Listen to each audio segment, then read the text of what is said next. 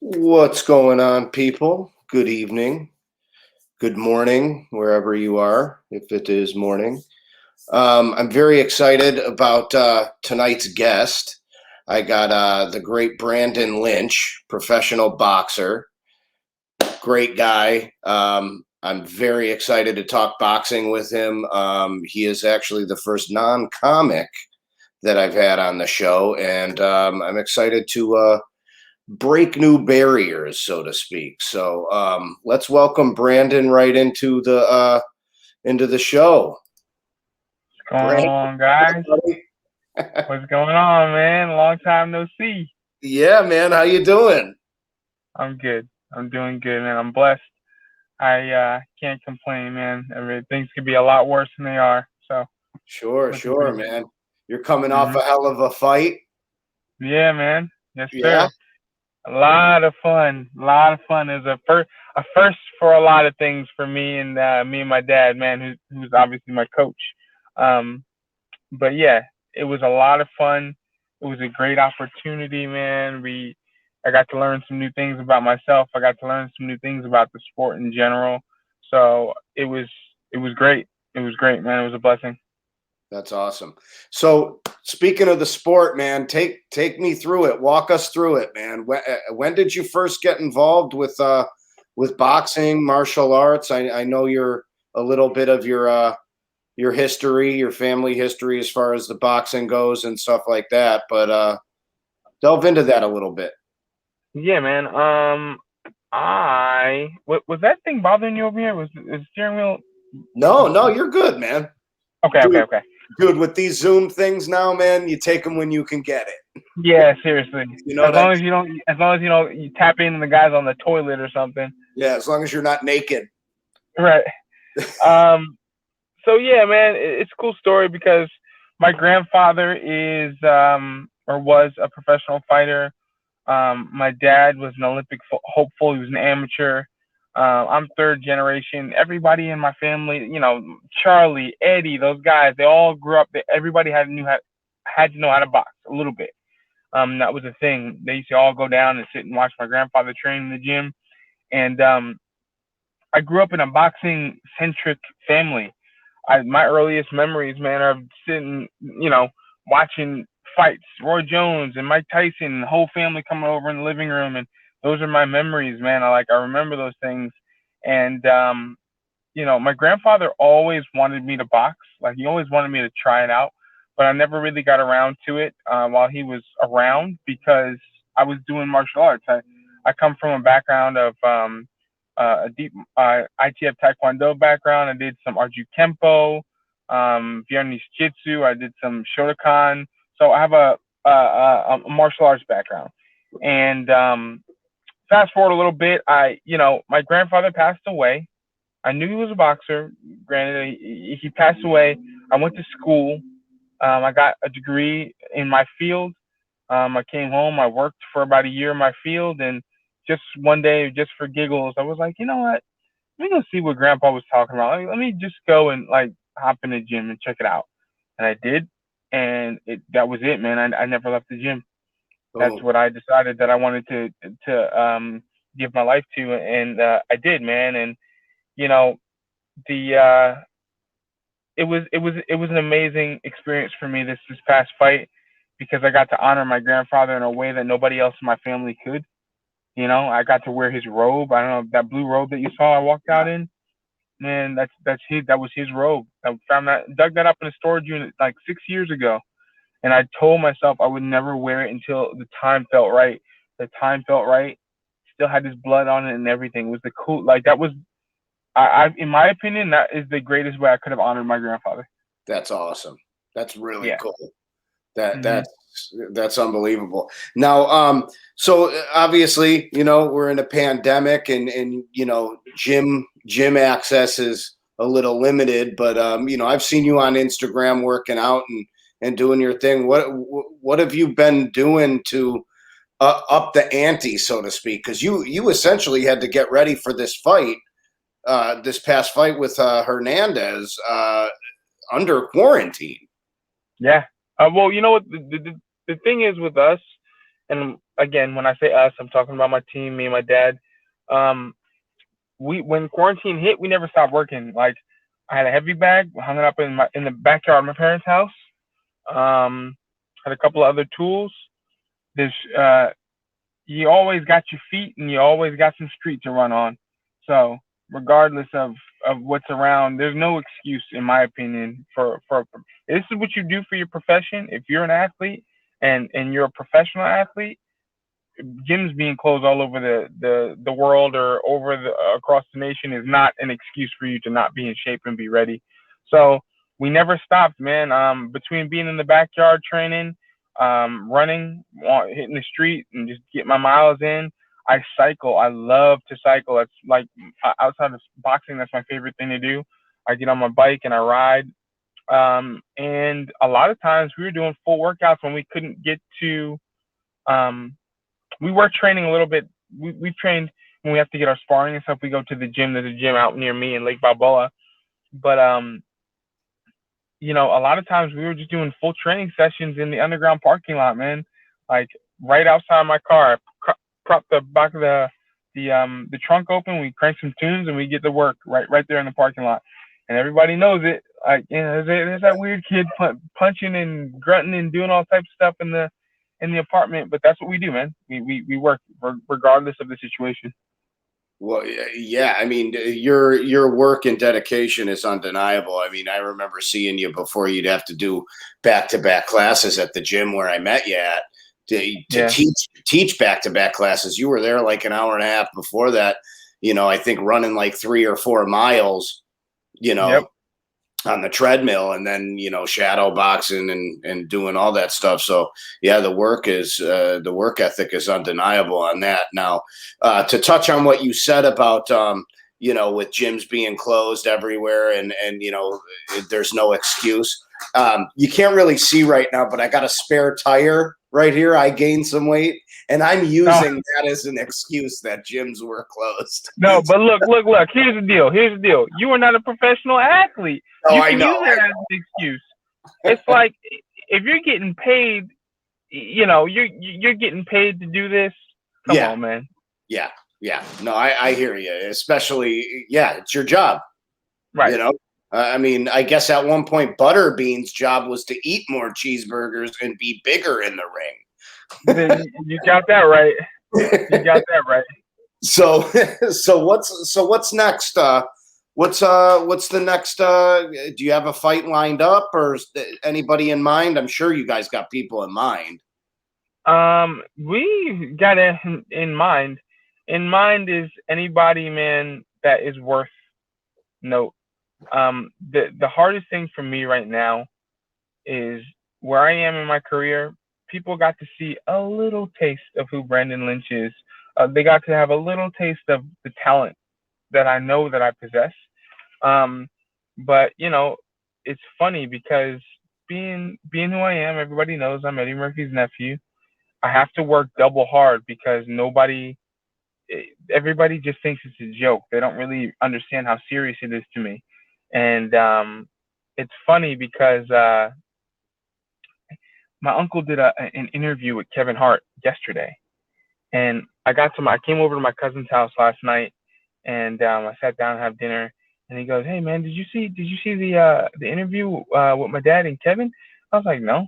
He's like, "There's a part they were talking about you, man. You got to check it out." So I listened to it, and they're joking around, and Arsenio Hall had said something about me being Eddie's nephew and me boxing and all that stuff, and Kevin made a joke about oh well, it must be really hard, him being your nephew and fighting all these guys and nobody wanting to, give him any respect. Basically, it was like, oh, Eddie Murphy's nephew. I have to fight extra hard against guys because nobody wants to be embarrassed by Eddie Murphy's nephew. You know what I'm saying? Yeah. And but it sounds goofy, but the bottom line is, I've been in the gym, not even in a fight situation, where guys are in the ring, in the gym and sparring, and they're working harder because of that fact. Like they know who I am, and it's like, oh no, I'm not letting him. You know what I'm saying? Yeah. But in terms of getting back to your main question, sorry, I know I'm going off all over the place, but No, um, it's good. we want anybody, man. We want guys that are names. We're moving up the ladder. Obviously, we're not at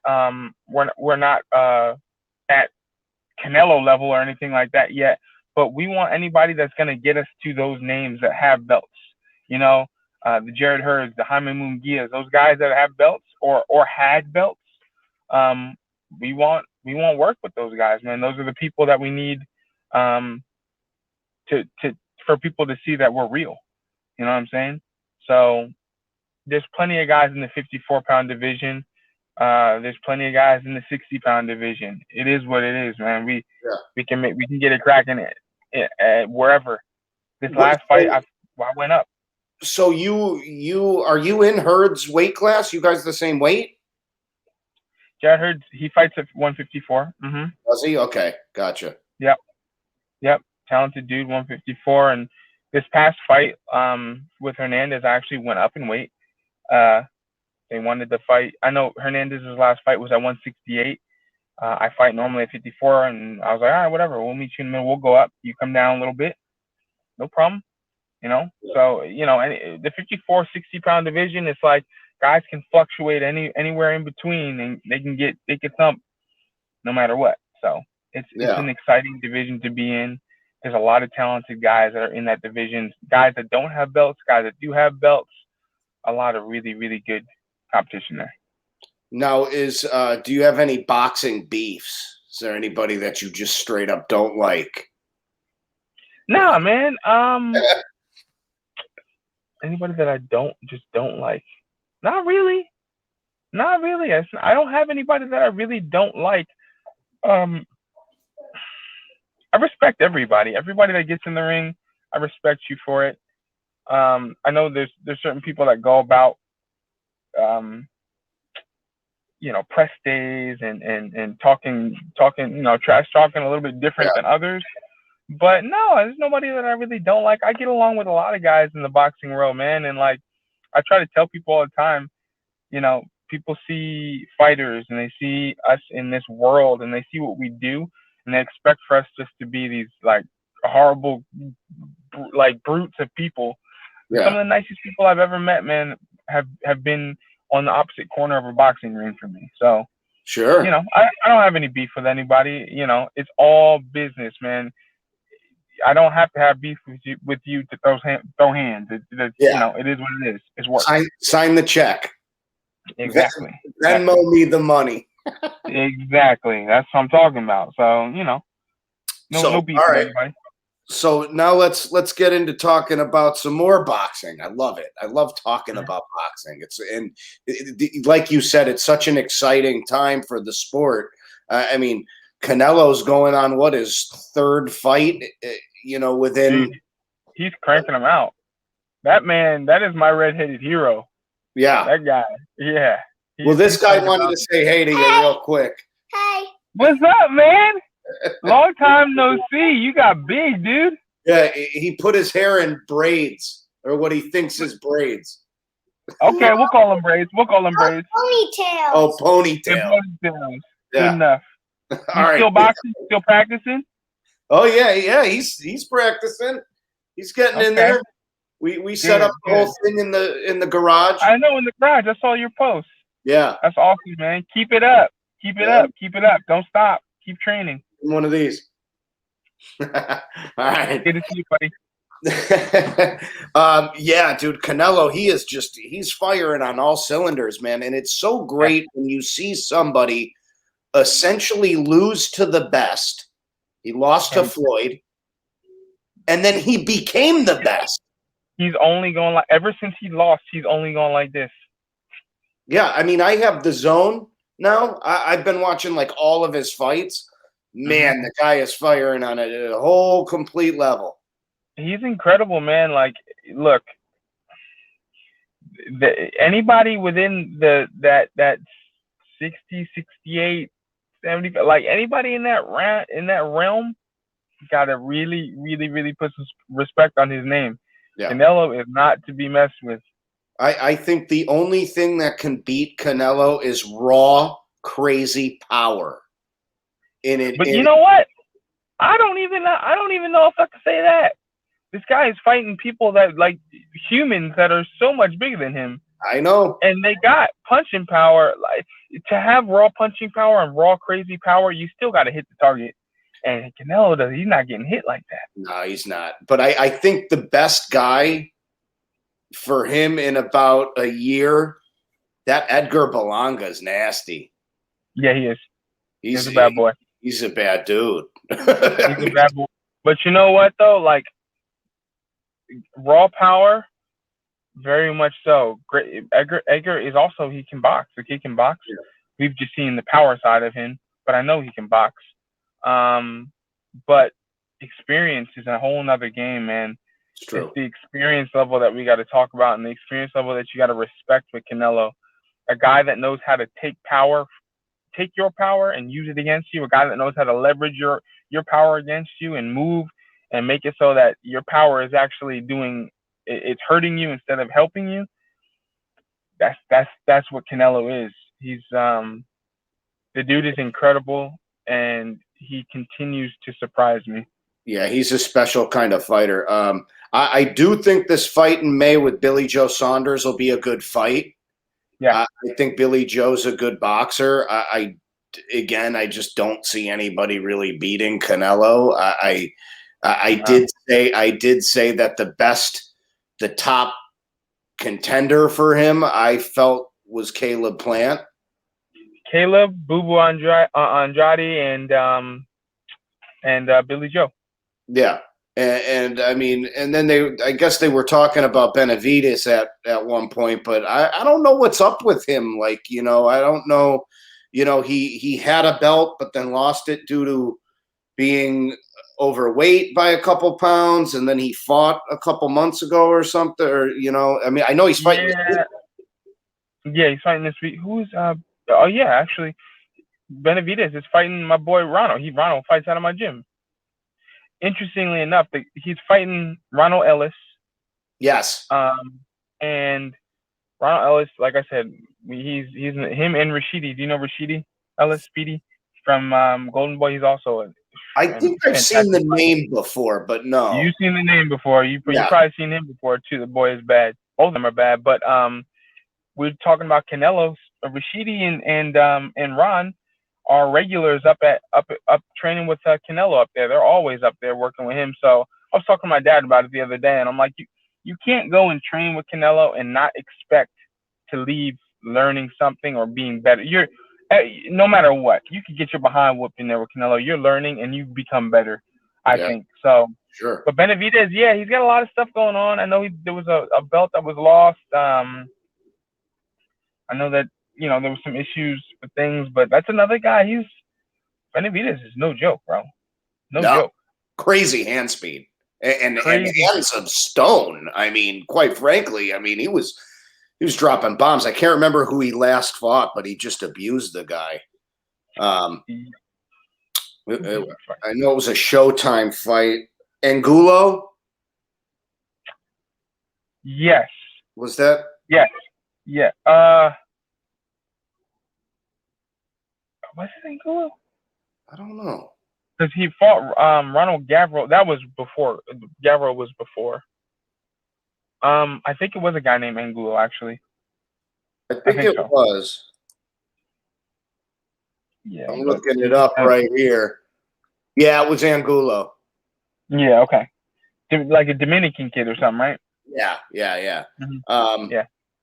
Speaking of Dominican kid, how about the Dominican kid? Fucking now Elvis. Look, check it out.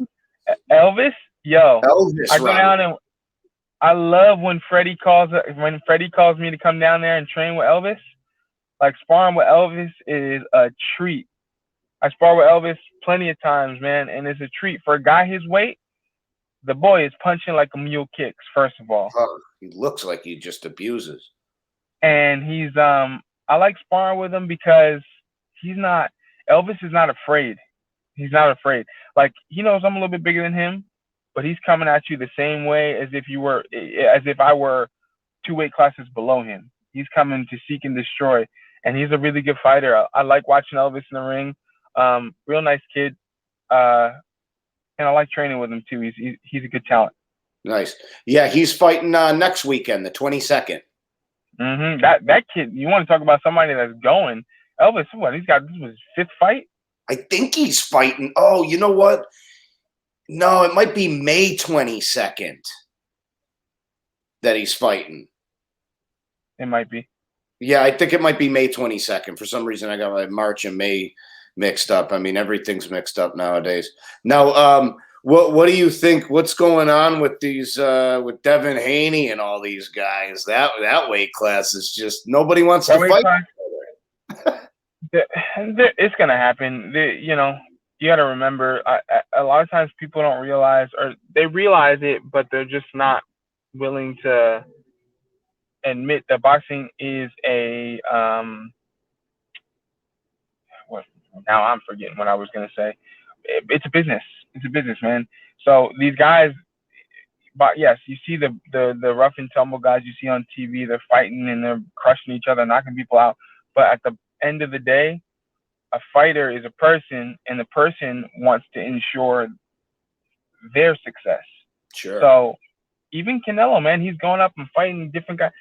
But Canelo's doing these things because he knows he can win. He knows he's not just going in here like, oh, maybe I will, maybe I won't. He knows he can beat these guys.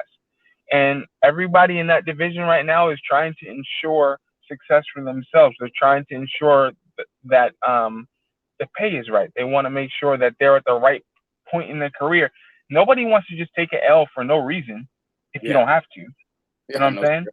There's the whole pride of everything. And yes, of course, like everybody's got pride and everybody wants to show that they're the man. But to what extent? Because guess what? You can have all the pride in the world, go in the ring, fight, lose. Nobody cares. Now you're just sitting there in the corner like this with your pride. Like, okay. Yeah. What's next? What's next? You know what I'm saying? So yeah.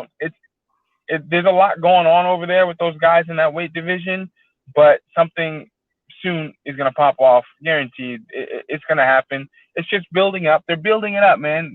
If we're talking about it right now, there's still time to build that up and make even more people talk about it. So it's a business, man. They're doing what they got to make the fights big. Now, who's the top dog in that division, in your opinion? I know Teofimo's the number one ranked, but I mean, what do you think about these guys? I feel like it's just a strange division. You got all this talent, and it's just like I don't know, like I don't know. Out of like Devin, Teo, like Ryan and Shakur. You know, Teo, Tank. Devin Haney, Garcia, Lomachenko. I mean, Devin Haney pretty much talks shit about Lomachenko now and basically says that, you know, he wasn't even a real champion because he franchised. How does that work? Explain that to me and the listener. You're asking absolutely the wrong person. Again, my answer to that is going to be it's a business. You got a franchise champion and an actual champion. It just, I don't know how that works, to be honest. I know that. Quite frankly, I don't really give a shit. I've seen Lomachenko go in there and destroy people. So he's nobody can discredit what Lomachenko has done and what he's still going to continue to do. Because even with the loss from Teo, Lomachenko is still that boy is the man. He's the man for sure. But Teofimo just did what he had to do that night, and he stuck it to him. I think what Teo did that was different, that allowed him to come out victorious, is the fact that he didn't let Lomachenko, the Matrix, he didn't let that all get in his head. He went into that fight like, I'm fighting a man and I'm going to beat the man. Yeah. You know what I'm saying? Like, he didn't approach Lomachenko with the same kind of cautiousness and fear, caution and fear that a lot of other people did. And Lomachenko was able to capitalize on it. Granted, he was going to capitalize on it anyway, but my favorite guys in that division, Teo's definitely, he's Teo, Loma. When it comes to like Devin and Ryan, I don't really know who I got, who's more my favorite there. Like, they both have great qualities. Ryan is fast as light, and Devin is all around a very good boxer, and I think he's got some dog in him, which also Ryan does too. We saw with Luke Campbell, he got up off the mat and he brought the fight to him, but and then you got Tank, man. Like, Tank is just he's a different that boy is that's a different creature right there. Yeah, He's he's a scary dude. he's a scary dude, and the guy can punch. And I think Tank just has a different. All of those guys have great punching power. Tank has a different kind of punching power. It's that uppercut is nasty. When he starts whipping that thing, he whips that uppercut around like a fucking jab. It's He does. crazy. It's very fast. It's powerful. It's sharp. It's strong. And Tank is, when you're talking about guys that are talented, uh, it seems like nowadays there's lefties everywhere you turn. Southpaw, southpaw, southpaw. Like when we're looking for sparring, southpaw, southpaw, southpaw. It's like they're all over the place now. But when you got a southpaw like Tank, who is an aggressive southpaw, who punches extremely hard, it makes it very difficult for anybody because a right-handed fighter fighting a southpaw can't make mistakes to begin with, even just a regular southpaw. Now you're fighting a talented southpaw who moves and punches extremely hard. Like it's a problem. Yeah. It's a problem. And yeah, Tank. I don't know, man. That whole division is stacked. There's a lot of it is. It is. Now, explain that real quick, just on a technical divisions, I should say. Sweet science breakdown. What why is it difficult for a right-handed fighter to fight a southpaw? Well, a right-handed fighter to fight a southpaw. Well, a lot of it has to do with the fact that a right-handed fighter most of the time is fighting in the gym. We're sparring right-handed fighters, so you're in what's called a closed stance, right? So my chest is facing this way, your chest is facing that way, and we're looking at each other like this. It's a closed stance. Now a right-handed fighter fighting a lefty, now your chest is facing that way, my chest is facing that way. That's an open stance. And what you got to realize is when you're dealing with a lefty, there's a certain way that you got to move. They call it foot positioning. You want to be able to get your foot on the outside of the lefty's foot. So we're standing like, I can't lift this. We're standing like this. You want this foot on the outside of that foot over there. You always want to be moving in that direction to stay away from the power, which is the left hand, right? You move out of the way of the power, which is that left hand, and you drop your power, which is your right hand. So things change. You want to get out of the way of the power, and then your jab essentially becomes your right hand. That's almost like your leadoff shot sometimes. It's a tricky concept, a concept that takes people plenty of time to figure out. And even with me, man, my third fight was my only loss, and it was to a southpaw. Nothing crazy. It was just a southpaw. It took me some time to figure out how to deal with southpaws. Now I got it. I'm good. Like that's another reason why I love working with Elvis. Elvis is southpaw, isn't he? Yeah. I like working with Elvis because isn't Elvis southpaw? Yeah, I think he's a southpaw. Yeah, I like working with him because he's a hard punching southpaw and he's coming for you, so you're forced to work on that angle. Because if you don't work on the angle, he might get tagged a little bit. But yeah, man, there's off too. He could cut you off too if you're not moving. Exactly. So the way he can cut me off is the way I can cut him off, and that's the plan, to stay 1 to 2 steps ahead of the southpaw. If you can do that, you can keep the guy spinning, keep the guy moving.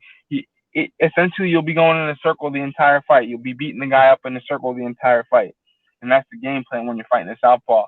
Now, when you got guys like Tank, who's a southpaw, obviously, you get higher up in the ranks. These southpaws realize that, right? So you're fighting guys normally in the gym all the time. You're fighting right-handed fighters, and the dynamic of things is a little bit different.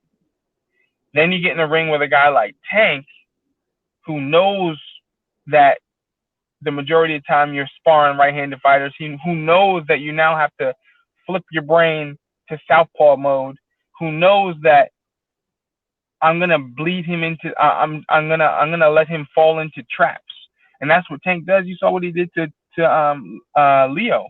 Yeah, he trapped. He put him right into a trap and caught him with that uppercut, and he baited him, and that's what a good southpaw does. They bait, and they, even if you're getting beat throughout the entire fight off of straight righty to southpaw fundamentals, you have to be so sharp and so constantly thinking about that the lefty will just wait his turn until you mess up.